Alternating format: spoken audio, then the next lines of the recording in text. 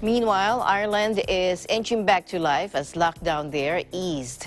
Rowana Bianca Arino joins us live from Ireland. Hello, Rowana. Hi, Alma. How are you doing? I'm good. I'm doing good. How are you doing? It's great to hear. I'm doing good as well. Very good. So your Ireland is slowly coming back to life. Yes, it is. So, for my updates, Ireland shops and workplaces lurched back to life on Monday as the nation pressed ahead with its plan to lift coronavirus lockdown restrictions ahead of schedule. All shops were permitted to trade, and travel limits were massively relaxed in a dramatic acceleration of the government's reopening plans. By midday, Dublin's well-known Grafton Street was thronging with people, all throughout many outlets remained boarded up. Staff in face masks and visors guided shoppers into small queues outside premises. Inside were bottles of hand sanitizer and one-way walking paths marked on aisles. The city officials have also installed new public toilets on the street, as restaurants and pubs are yet to open their doors. And for some bookstores, only 12 shoppers were allowed to browse the shelves at a time. Let's hear some of the thoughts of the locals. It's a kind of, yeah, we're really unsure. It's the first day, but this is kind of heartening. There's been like more customers, to be honest, than I would have expected that was to come in. So, you know, fingers crossed, basically. It's I suppose the word I'd think of is surreal at the moment, in that we're retailing in a way that we've never done before. I think judging not everyone is kind of practicing social distancing, because obviously you haven't seen people in the longest time, so I'm not surprised. I think it's inevitable that there'll be a second wave.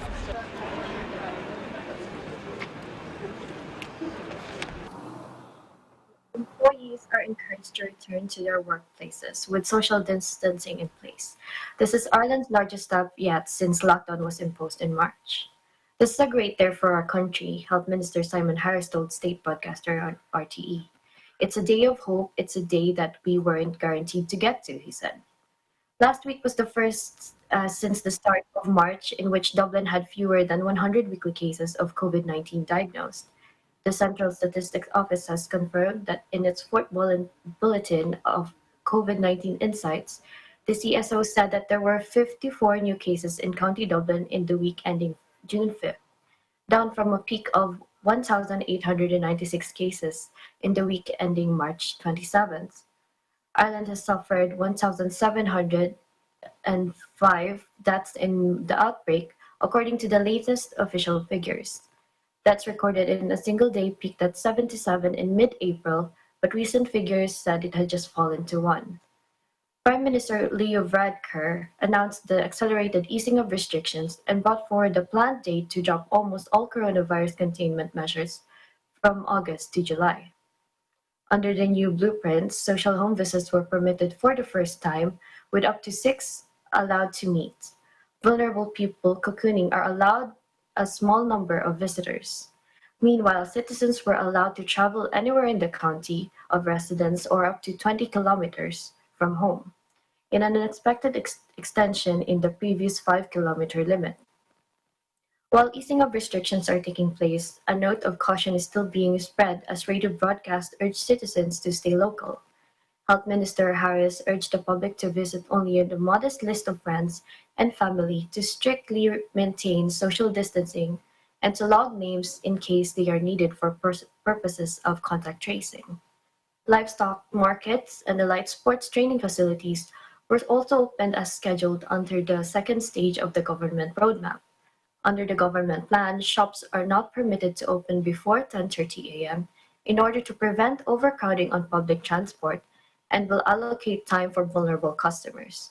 Shopping centers will not reopen until next week and must put in place measures to prevent the public congregating in shared places. Irish Prime Minister Leo Varadkar said, over the last few months, fear has exerted a kind of gravity pulling us down, but now we find there is hope uplifting us again. Back to you, Alma. All right. Rowana, does this, with the opening of the shops and a number of retail centers there in Ireland, How is it looking with the possible return of students down the line? So the Department of Education placed a planning document for reopening schools, and it gives us the first detailed glimpse of what classrooms may look like in September. It makes it clear that the physical distancing of 2 or even 1 meter will have an extreme impact on students, education, and limit children attendance at school. Instead, makes a case for a different approach to physical distancing in schools than in the rest of the society through the creation of class bubbles where no social distancing would be required. Under this optimum scenario, class bubbles would not mix with other and physical distancing requirements would only apply in other parts of the school, such as the schoolyard or between staff. There would be no staggered drop-off pickup times, increased hand washing, sanitizing, and enhanced cleaning regimens. In addition, there would be, if unwell, stay-at-home regimens, along with contact tracing regimens that can be applied in schools if a coronavirus outbreak occurs. Immediate identification and isolation procedures would also be developed for schools. It says similar regimens apply in Belgium and New Zealand, while it points to World Health Organization guidance, which questions whether the physical distance between students can be maintained throughout the school day, given normal student behavior. It also cites data which suggests children are less often reported as cases than adults, than that the infection generally causes mild disease.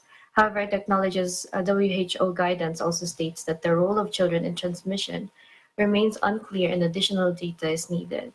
The department says it is engaging with the Department of Health to develop guidance on infection prevention and control for school settings, which is due before the end of June. Alma.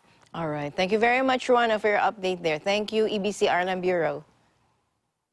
Thank you, Alma. I'm Rowana Biancarino, correspondent in the Republic of Ireland, and we live in interesting times.